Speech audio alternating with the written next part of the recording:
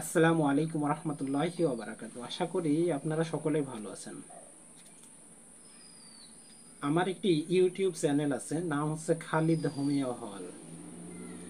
মূলত ভিডিও করা বা ভিডিও বানানো হচ্ছে খালিদ হোমিও হলের জন্য। তো এটি ফেসবুকে দেওয়া হয়। আপনারা দয়া করে খালিদ হোমিও হল চ্যানেলটি সাবস্ক্রাইব করবেন, তাহলে অনেকটা ভালো লাগবে। প্রত্যেকটা জিনিসেরই কোনো না কোনো দূর দিন বা দূর স্বপ্ন থাকে। এই হোমিওপ্যাথিরও একটা দূর দিন ছিল। এই হোমিওপ্যাথিও অনেক কষ্টে বা অনেক পরিশ্রমের ফল অনেক মানুষের। হোমিওপ্যাথি আমরা যেভাবে পেয়েছি হঠাৎ এভাবে করে আসি নাই। হোমিওপ্যাথি আবিষ্কার করছে হ্যানিম্যান। এই হ্যানিম্যানও ডাক্তার ছিলেন, উনিও অ্যালোপ্যাথি একজন ডাক্তার ছিলেন।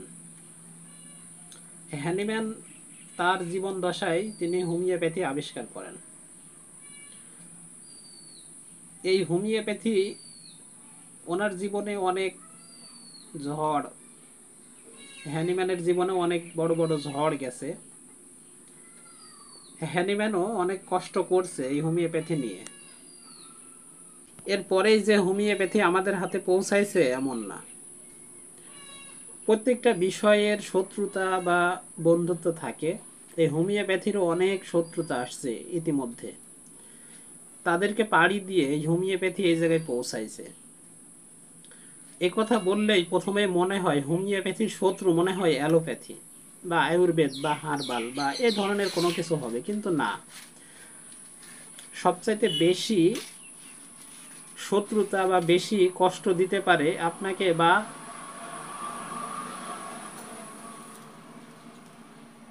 মানুষকে বলুন আর যাকেই বলুন, তার জাতীয় ভাই, নিজ ধর্মীয় লোক, এরা সবচাইতে বেশি কষ্ট দেয়।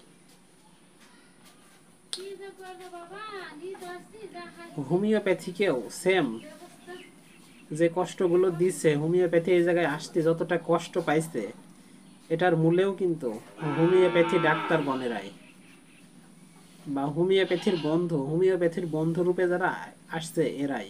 হোমিওপ্যাথির সবচাইতে বেশি উপকার আমার জানা মতে যে করছে ডাক্তার কেন্ট। এই ডাক্তার কেন্ট হোমিওপ্যাথির যতটা উপকার করছে এর চাইতে বেশি অনেকে আছে, অনেক উপকার করছে, হয়তো তাদের জায়গাটা আমাদের চোখে বাঁধি নাই বা তাদের কাজটা আমরা দেখি নাই, এমন হবে হয়তো। কিন্তু ডাক্তার কেন্টের যে কাজ, যে ভাবে উনি হোমিওপ্যাথির প্রচার করছে, এটা আমরা ডাইরেক্ট দেখছি। এই হোমিওপ্যাথি উনি একটা রিপার্টারি লিখছে, যে রিপার্টারিতে এমনও কিছু সিমটম আছে আমার মনে হয় এখনো অনেক বড়, মানে আমরা যত বড় ডাক্তার বা যাই মনে করি না কেন, সবাই ওখানে গেলে অবাক হয় যে এই সিমটমগুলো উনি কোথায় পাইছে বা কিভাবে কালেক্ট করছে। হ্যাঁ, শুধু কালেক্ট করে বইয়ের ভিতর লিখে দিছে এমনই না, ওইগুলোতে কাজ করে। ওইগুলোতে এমন কাজ করে যা দেখলে আপনি বা ডাক্তারগণরা অবাক হয়ে যায়। ঠিক আছে, ডাক্তার কেন ওনার জীবনীতে আমরা যতটুকু জানি আর কি, যে উনি একজন হোমিওপ্যাথি ডাক্তারের হাত ধরেই হোমিওপ্যাথিতে আসে।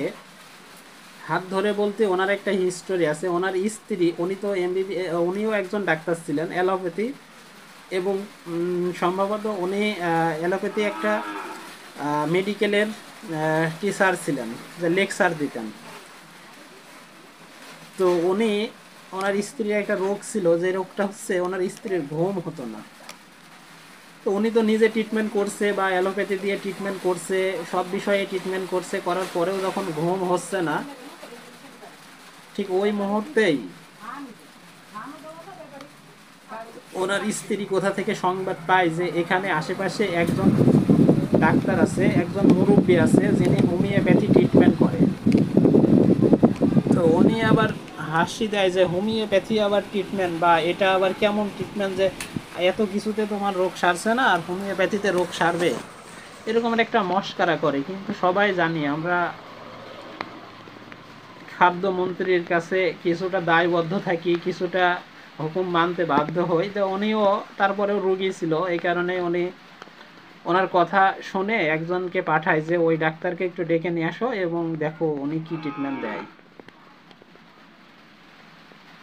পরবর্তীতে ওই ডাক্তারকে ডাকা হয়। ওই ডাক্তারটা সম্ভবত আহ, খুব একটা যদি ডিগ্রিধারী হইতো তাইলে ওনার নাম বা ওনার জীবন দশাটা ওই হিস্টোরিতে থাকতো। যাই হোক, একজন মুরব্বীকে ডাকা হয়। ডাক্তার কেন বলছে ওই মুরব্বী যখন আমার স্ত্রীর পাশে দাঁড়িয়ে ওষুধ নির্বাচনের জন্য বিভিন্ন প্রশ্ন করছে, বলছে আমি এগুলো শুনছি, আমার প্রচুর হাসি পাচ্ছে, কিন্তু আমি যে হাসবো, একজন মুরব্বী মানুষ তার সামনে হাসবো, সে লজ্জা পাবে, এটা ভেবেই আমি হাসতে পারছি না, খুব কষ্ট করে আমার হাসিকে চেপে রাখছি। রাখার পরে উনি ফুললি হিস্টোরিগুলো শুনছে। শোনার পরে উনি ওষুধ নির্বাচন করছে পালসেটিলা। পালসেটিলা উনি 1 এম কয়েকটা গ্লোবিউজ হাফ কাপ পানির ভিতরে দিছে বা কিছু পরিমাণ পানির ভিতরে দিছে, দিয়ে উনি বলছে এখান থেকে 1 ঢোক পরিমাণ খাওয়াই দেন, 1 ঘন্টা পরে আবার খাওয়াই দেবেন 1 ঢোক পরিমাণ। এটা বলেই উনি চলে গেছে। তো ডাক্তার কেন্ট উনি বলছে যে আমি আমার একটা পরবর্তী একটা লেকচার এর জন্য প্রস্তুতি নিতেছিলাম পাশের রুমে, স্ত্রী পাশের রুমে ছিল। তো ওনাকে 1 ঢোক যে পালসেটিলা খাওয়াই দিয়ে গিয়েছে, 1 ঘন্টা পরে খাওয়াই দেওয়ার কথা ছিল। পরে আমি আমার লেকচার প্রস্তুতির জন্য আমি আর এটা খেয়াল করতে পারি নাই। পরবর্তীতে 1 ঘন্টা পার হয়ে গেছে, আমি ভাবছি হো কি একটা ভুল করলাম, গিয়ে দেখি আগে ওষুধটা খাওয়াই দিয়ে আসি। তো উনি যখন ওষুধটা খাওয়াইতে গেছে তখন গিয়ে দেখে যে ওনার স্ত্রী ঘুমায় গেছে।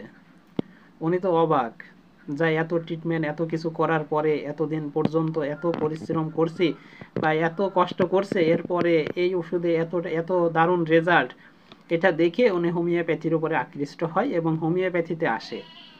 তখন ওনার চিন্তা ভাবনা আসে যে হোমিওপ্যাথি কিভাবে উপকার করা যায়। হোমিওপ্যাথি একটা দারুণ প্যাথি বা এই ধরনের ওনার একটা মন মানসিকতা আসে। তখন উনি হচ্ছে হোমিওপ্যাথি পড়াশোনা করা শুরু করেন। শুধু উনি করে তাই না, ওনাকে পরিপূর্ণভাবে হেল্প করে ওনার স্ত্রী, ঠিক আছে।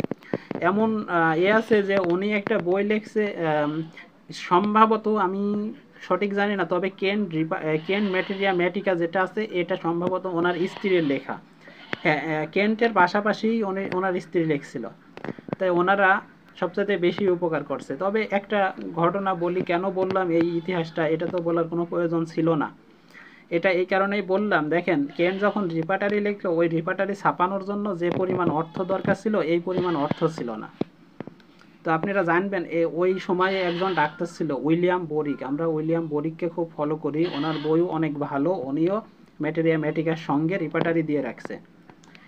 তো উইলিয়াম বোরিক ওই মুহূর্তে একজন প্রকাশক, মানে ওনার হচ্ছে বই প্রকাশ করার মতো, উনি ইচ্ছা করলে ওই বইটা প্রকাশ করতে পারত।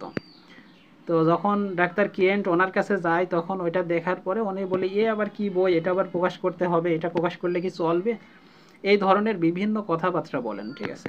তখন উনি ওই বইটা প্রকাশ করতে অনিচ্ছুক হন আর কি, বইটা প্রকাশ করেন না।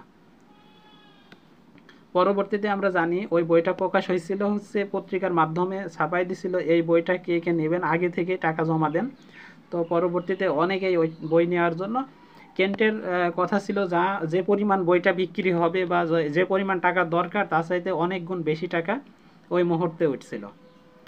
পরবর্তীতে আবার ওই বইটা ছাপানো কষ্ট হয়ে যায় বা কোনো একটা ঝামেলার কারণে আবারও ছাপাতে পারে না। পরবর্তীতে ওই টাকা নাকি আবার রিটার্ন দিছিল। তারপরে যাই হোক বইটি ছাপানো হয়, আল্লাহর রহমতে বইটি আমাদের হাত পর্যন্ত পৌঁছাইছে। তো এই জন্যই বলছিলাম হোমিওপ্যাথি যে সহজে আমাদের হাতে পৌঁছাইছে এমন না। এরপরে সবচাইতে বেশি কষ্টজনক, সবচাইতে বেশি খারাপ লাগে সেটা হচ্ছে প্যাটেন্ট। এই যে প্যাটেন্টগুলো আমাদের হাতে পৌঁছাইছে খুব দ্রুত, হোমিওপ্যাথির চাইতে প্যাটেন্ট ব্যবহার করা সুবিধা, এজন্য বেশিরভাগ ডাক্তারেরা প্যাটেন্ট ব্যবহার করেন। কিন্তু এটা তো সম্ভব না, এটা তো খুবই খারাপ একটা প্যাথি, প্যাটেন্ট কখনোই ব্যবহার করা যাবে না। প্যাটেন্ট ব্যবহার করে দেখেন, আজকে একজন নর্মালি ডাক্তার যা ইনকাম করে একজন ভালো ডাক্তার তার সমান ইনকাম করতে পারে না, কারণ যে প্যাটেন্ট ব্যবহার করে তার রোগীর পরিমাণ বেশি হয়। সে ট্রিটমেন্ট যাই দিক, সেখানে প্যাটেন্ট দিলে তো রেজাল্ট হয়, রেজাল্ট হইলে মানুষ তো এটাই বোঝে যে না রেজাল্ট যেহেতু হয়েছে তাহলে মনে হয় ডাক্তার ভালো। এজন্যই মানুষ ওনার কাছে যায়। ওনার রুগীর পরিমাণ বেশি, একজনকে আপনি বলবেন উনি তো পেটেন্ট বিক্রি করে, উনি ডাক্তার ভালো না, এটা বলার কোনো সুযোগ নাই। পাশ থেকে আপনি রুগী বলবে না, ওনার তো অনেক রুগী, ওনার কাছে অনেকেই যায়, অনেক রোগ ভালো হয়, তাইলে আপনি কিভাবে বলবেন যে না পেটেন্ট খারাপ? যাই হোক, হোমিওপ্যাথি আমি এটাই বোঝাতে চাইছিলাম যে হোমিওপ্যাথির অনেক কষ্টে এই জায়গায় আসছে আমাদের কাছে। তবে হোমিওপ্যাথিতে অনেক ভালো ডাক্তার দরকার, অনেক অনেক ভালো ডাক্তার। যেমন হ্যানিম্যানকে প্রশ্ন করা হয়েছিল হোমিওপ্যাথি পড়বে, প্রশ্নের অ্যান্সার করছিল যে কেমিস্ট্রির উপর মাস্টার্স করে এসে যদি হোমিওপ্যাথি পড়ে তাহলে তাদের দ্বারাই খুব ভালো হবে। তখন ছাত্ররা প্রশ্ন করছিল, স্যার যদি এভাবে সম্ভব না হয় তাহলে কি কেউ করতে পারবে না? তখন বলছিল যে হ্যাঁ, একজন এমবিবিএস করে আসার পরে গিয়ে হোমিওপ্যাথি পড়তে পারবে। তাহলে দেখেন আজকে হোমিওপ্যাথি কাদের হাতে? আমাদের মতো একেবারে নগণ্য মানুষদের হাতে হোমিওপ্যাথি। এই জন্য আজকে হোমিওপ্যাথির এতটা সমস্যা। হোমিওপ্যাথির যদি একজন ভালো ডাক্তার হয় তো দেখবেন আল্লাহর রহমতে অনেক রোগী ভালো হয়, অনেক মানে অনেক জটিল জটিল রোগীগুলোও ভালো হয়। ঠিক আছে, তাই হোমিওপ্যাথি দরকার, হোমিওপ্যাথির জন্য ভালো ভালো। তবে এদানিং অনেক ভালো ভালো ছাত্র, অনেক ভালো মেধাবী ছাত্রগুলো হোমিওপ্যাথিতে আসছে। আল্লাহর রহমতে হোমিওপ্যাথি অনেক উন্নত হবে। হোমিওপ্যাথি একক মেডিসিনে যদি কেউ রেজাল্ট পায় বা দেখে যে একক মেডিসিনের কি দারুণ রেজাল্ট, এটা দেখার পরে আর কেউ হোমিওপ্যাথির প্যাটেন্ট মাদার এগুলো ব্যবহার করতে চাবে না, সবাই চাবে একক মেডিসিন ব্যবহার করতে। কিন্তু সমস্যা হয়ে দাঁড়ায়, একক মেডিসিন ব্যবহার করলে আপনি একটা মেডিসিন দিয়ে যখন একটা রুগীর কাছ থেকে 500 টাকা নেবেন, রুগী বলবে মাত্র 20 টাকার একটা ওষুধ দিয়ে 500 টাকা নিয়ে নিল। এটা একটা সমস্যা। এই সমস্যার পরেও অনেকেই আছে শুধু হোমিওপ্যাথির একক মেডিসিনের উপরেই টিকে আছে। আল্লাহর রহমতে তারা ভালো রেজাল্ট করছে। আমাদের এলাকাতে, আমাদের কুষ্টিয়া জেলা, কিন্তু চুয়াডাঙ্গা জেলাতে মুন্সিগঞ্জে একজন ডাক্তার, ডাক্তার মোহাম্মদ আকসেদ, উনি যে পরিমাণ, ওনার যে পরিমাণ রুগী আর ওনার যে পরিমাণ সুনাম, উনি তো একক মেডিসিন দিয়েই ট্রিটমেন্ট করেন। যাই হোক, ভিডিওটি অনেক বড় হয়ে গেল। আসসালামু আলাইকুম ওয়া রাহমাতুল্লাহ।